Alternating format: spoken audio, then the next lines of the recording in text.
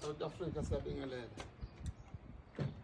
Cha bafowethu bekonakele khona njengoba nibona la. Nakho lapha izizwa bezingizama ukungiqeda zahluleke. Awusondele ngapha mhlonishwa. Uwaza. Yabona nje ithayi leli. Njengoba nilibona lingenamoya kanje. Balidubulile. Na inhlamvu esitholile. Na inhlamvu esitholile. Kodwa ke bafowethu ngibonga uNkulunkulu nedlozi ukuthi ngiyaphila. Awujikele ngale mhlonishwa.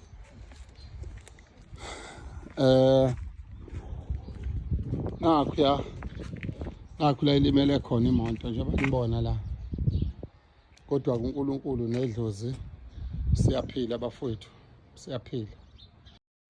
Hello Mzansi, welcome to Mgosi Mzansi. If today is your first time visiting this channel, please do the right thing and click the subscribe button, and also don't forget to smash the like button.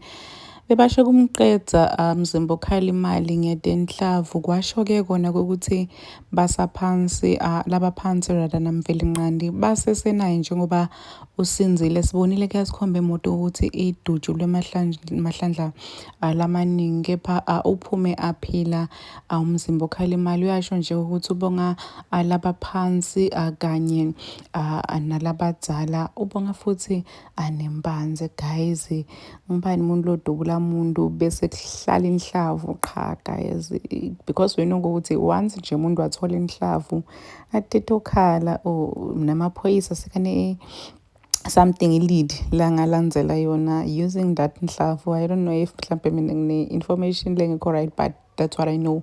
So siyabonga nje ukuthi usinzile umzimba ukhala imali kumbe bese nifuna le mali yakhe inize nimdubule niyayinabela. Please do comment what you think below down in the comment section. I will see you on the next one. I'm signing out. Goodbye.